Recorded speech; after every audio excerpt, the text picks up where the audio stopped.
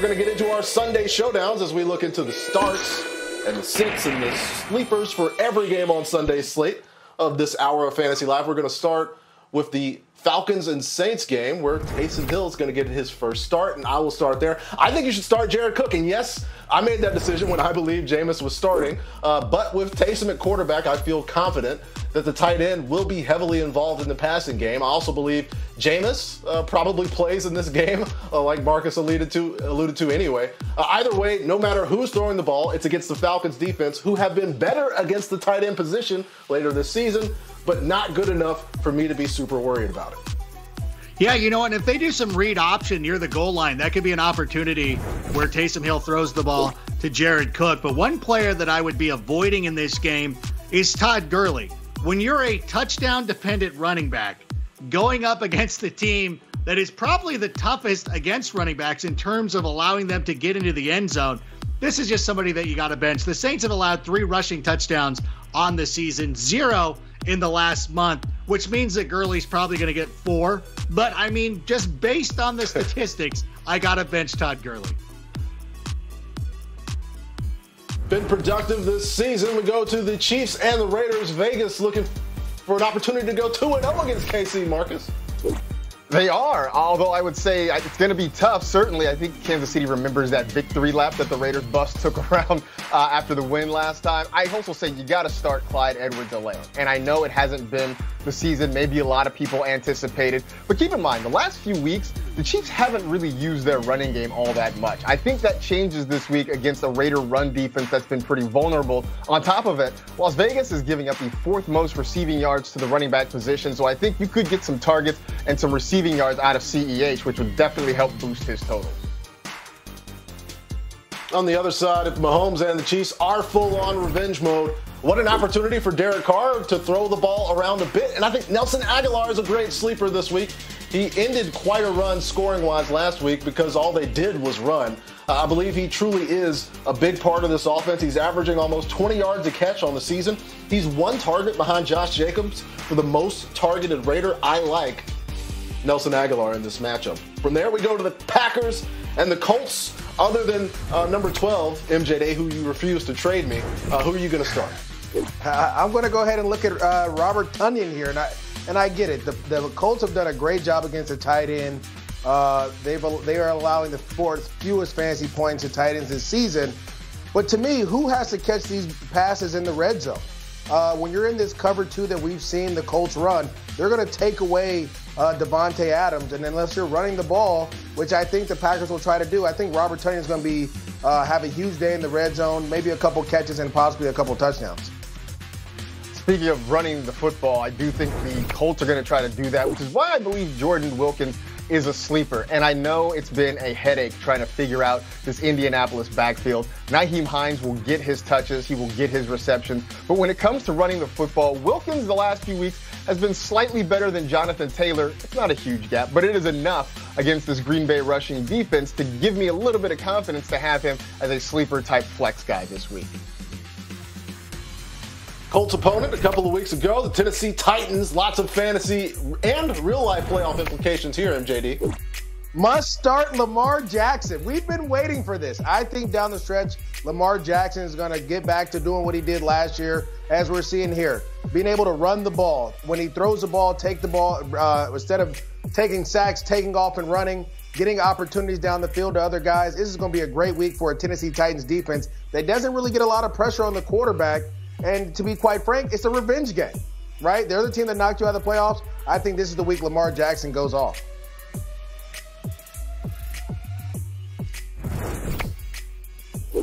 I'm going to go with Marquis Hollywood Brown in this game for a lot of the same reasons that MJD was talking about. The Titans have allowed the 2nd most fantasy points per game to wide receivers this season, the 2nd most receptions per game. And I know that we've been sitting, again, like MJD said, we've been waiting for the breakout game for Marquis Hollywood Brown.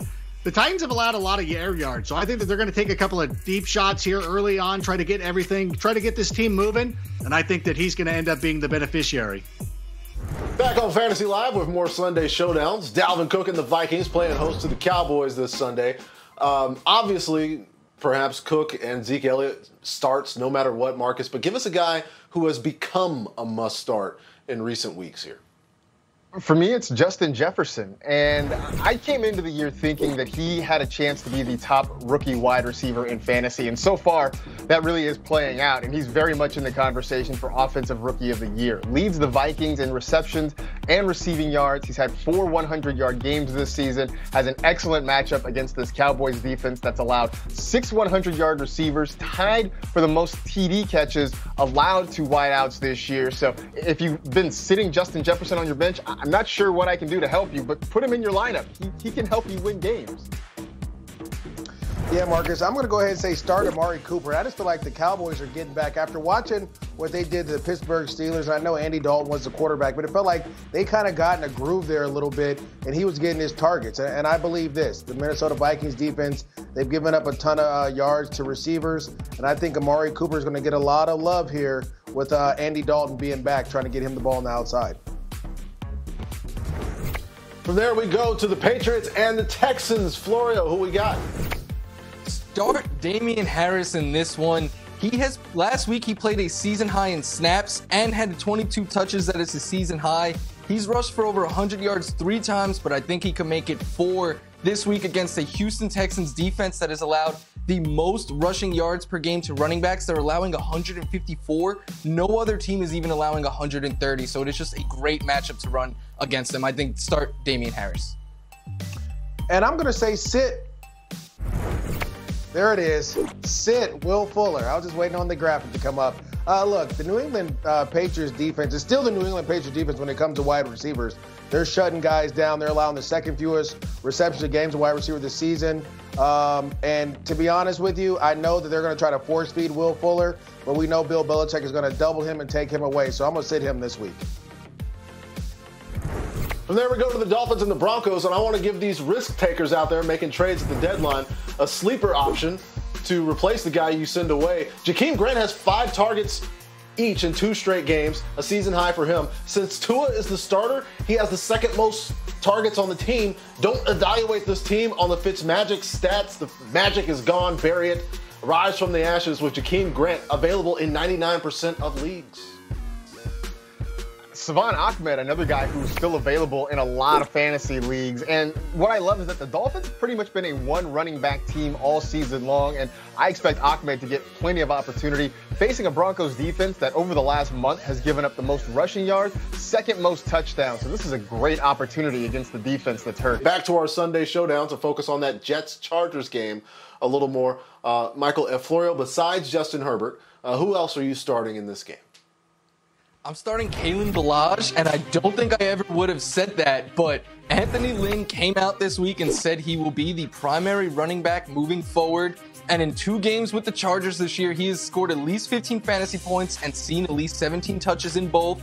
The Jets allow the 7th most fantasy points per game to running backs. So again, I didn't think I'd be saying it, but it started last week in Miami, and the Kalen Ballage revenge tour rolls on this week against the Jets.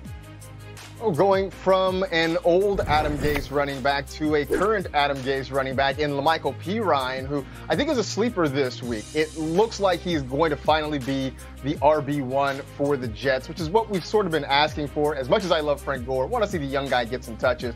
And the Chargers have given up a rushing touchdown in 4 straight games. So this is a chance for Pirine to really go out and show what he can do. From there, we go to the Steelers and the Jags. Rank which Steeler on offense are you super confident in? Well, I'm going to go with Chase Claypool going up against the Jags, who've allowed a top 15 wide receiver in 3 straight games. But as we did a deep dive into our own next-gen stats, we found that Chase Claypool leads the NFL in receiving touchdowns on slant routes. He has 3 of them. He leads the NFL in targets on slant routes inside the opponent's 12-yard line. If you're wondering why James Conner is starting to lose some looks at the goal line, it's because they're running those slants to Chase Claypool, and that makes him a very dangerous option this week against the Jags. I like that call, Rank, and I'm going to go with a receiver, a teammate of Claypool's. I'm going to say you could start Deontay Johnson. I like to joke that Deontay Johnson doesn't always finish games, but when he does, he finishes with double-digit targets, and that's more of what I'm expecting this week Hopefully he could stay healthy because this is a great matchup, and he's been playing well. It's just the injuries have kind of taken him out of some games. So here's to hoping he stays healthy and puts up a ton of fantasy points this week. From there, we go to Cincinnati and the football team. The records aren't great, but there's plenty to watch for, Marcus. I would be wary of Joe Burrow this week.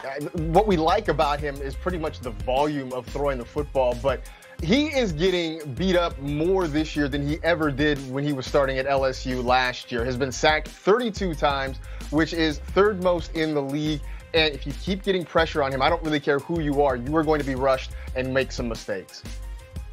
Earlier in the show, you heard me talking about Alex Smith, a player I've never tweeted a bad word about. And I just want to tell you, some of the quarterbacks I would start him over this week include Tom Brady, Jared Goff, Carson Wentz, who has back-to-back games with less than 9 fantasy points. So if you're in a streaming situation, if you thought you were going to start Jameis this week, or Josh Hill was your starting quarterback and you forgot about it until now, go pick up Alex Smith, put him into your lineup. He's going to be very good. So Florio, kick us off with a bit of a sleeper here. Yeah, I think Jalen Reagor is a sleeper this week. He led the Eagles in targets and routes last week. His 7 targets were a season high. And the Browns have allowed the 6th most fantasy points to wide receivers this year. We know he is a speedster. We know he can create separation down the field. And hopefully with no Myles Garrett, Carson Wentz will be able to get him the ball this week. Yeah, and with no Garrett, I'm going to say start Dallas Goddard. I think, with the tight end position being down, Dallas Goddard is a tight end that can get you some yards down the field, as we were just seeing some of these highlights. And Cleveland's allowing the 4th most receptions of tight ends this season. And to be quite frank with everyone here, Carson Wentz just has to play better. And if he plays better, all the Eagles that you played will do well. But it all depends on 11 in his arm. Can he get the ball to these guys without holding on to it for a long period of time? All right, last but not least, Lions, Panthers. And I know there's questions at the quarterback position, but I'm cool with whoever takes snaps against the Lions defense a week after Alex Smith had the game of his life, as we've referenced here on the show a few times. Robbie Anderson is the leading target getter on this team, even if it's Will Grier. The Lions in the bottom 10 in giving up yards to wide receivers. Anderson's still that top option, due for a big game. He also scores more in games where there's no Christian McCaffrey, so there's 4 extra points there. And I know Michael F. Florio would say start Mike Davis. I'm going to say farewell to Michael F. Florio. Thank you for all you have brought to NFL Fantasy Live today. And when we come back,